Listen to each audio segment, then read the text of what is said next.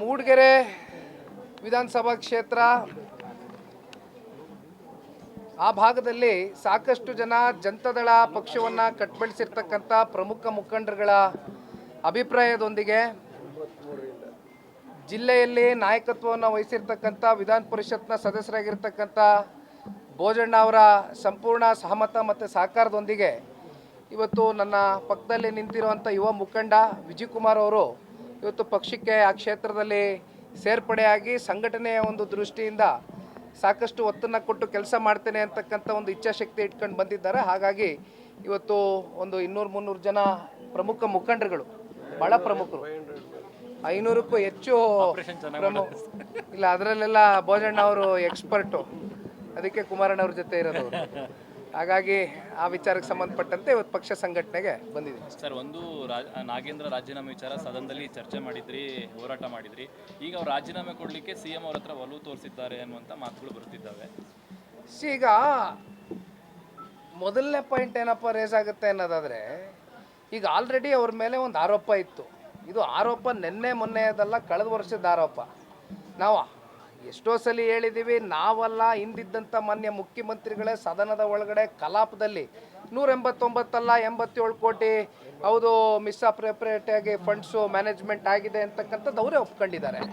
ಹಾಗಿದ್ದಾಗ ಬೇರೆ ಇನ್ಯಾರು ಆ ಸಾಮರ್ಥ್ಯ ಹೊಂದಿರತಕ್ಕಂಥ ಯಾರು ಮಂತ್ರಿಗಳಿಗೆ ಆಪ್ಷನ್ ಕೊಡ್ಬೋದಾಗಿತ್ತಲ್ಲ, ಯಾಕೆ ಇವ್ರನ್ನೇ ಯಾಕೆ ತೆಗೆದುಕೊಂಡ್ರಿ? ಇದಕ್ಕೆ ಇವತ್ತು ಸರ್ಕಾರ ಉತ್ತರ ಕೊಡಬೇಕಾಗಿದೆ. ನೋಡಿ, ಇದು ಒಂದು ವಿಚಾರನ ಇಟ್ಕೊಂಡು ಇವತ್ತು ಬರಗಾಲ, ನಾವು ಕಲ್ಯಾಣ ಕರ್ನಾಟಕ, ಕಿತ್ತೂರು ಕರ್ನಾಟಕ ಎಲ್ಲ ಭಾಗಕ್ಕೂ ಕೂಡ ಪ್ರವಾಸ ಮಾಡ್ಕೊಂಡು ಬಂದಿವಿ, ಒಂದು ತಂಡ ರಚನೆ ಮಾಡಿ. ಅಲ್ಲಿ ರೈತರು ಬೀದಿಲಿದ್ದಾರೆ, 3000ಕ್ಕೂ ಹೆಚ್ಚು ಜನ ರೈತರು ಇವತ್ತು ಆತ್ಮಹತ್ಯೆಗೆ ಶರಣಾಗಿದ್ದಾರೆ. ಆದರೆ ಕಳೆದ ವರ್ಷ ಅತಿವೃಷ್ಟಿ ಆಯಿತು, ಬೆಳೆ ಎಲ್ಲ ಹಾನಿಯಾಯಿತು. ಇಂಥ ಸೀರಿಯಸ್ ಟಾಪಿಕ್ಸ್ ಬಗ್ಗೆ ಡಿಬೇಟ್ ಆಗಬೇಕಾಗಿತ್ತು, ಬಿಡದಿ ವಿಚಾರ ಪ್ರಸ್ತಾಪ ಆಗಬೇಕಾಗಿತ್ತು, ನೈಸ್ ವಿಚಾರ ಪ್ರಸ್ತಾಪ ಆಗಬೇಕಾಗಿತ್ತು. ಆದರೆ ಇವತ್ತು ಸರ್ಕಾರ ಟೈಮ್ ಕಿಲ್ ಮಾಡಿಕೊಂಡು ಅವ್ರು ಉದ್ದಟತನದಿಂದ ಅಂತಿಮವಾಗಿ ಇವತ್ತು ಸಾಧಿಸಿದಾದರೂ ಏನು, ಕಲಾಪಕ್ಕೆ ಏನು ಬೆಲೆ ಸಿಕ್ತಂಗಾದರೆ? ಜನರ ವಿಚಾರ ಚರ್ಚೆ ಆಗಬೇಕಾಗಿತ್ತಲ್ಲ, ರೈತರ ವಿಚಾರ ಚರ್ಚೆ ಆಗಬೇಕಾಗಿತ್ತಲ್ಲ. ಈಗ ರಾಜೀನಾಮೆ ಕೊಡಿಸ್ತಕ್ಕಂಥದ್ದು ಆಗುತ್ತೆ ಅನ್ನುವಂಥದ್ದು ಬೆಳಗ್ಗೆಯಿಂದ ಕೂಡ ಚರ್ಚೆ ಆಗ್ತಾ ಇದೆ. ಬಹುಶಃ ರಾಜೀನಾಮೆ ಕೊಡ್ತಕ್ಕಂಥದ್ದು ಆಗಬೇಕು. You should take up that responsibility. ರಾಜ್ಯದಲ್ಲಿ ಪಾರ್ಕ್ಗಳಲ್ಲಿ 5% ಜಾಗವನ್ನು ಬಳಸೋದಕ್ಕೆ ಈಗ ಸರ್ಕಾರ ಮುಂದಾಗಿದೆ, ಬಿಲ್ ತಂದಿದೆ.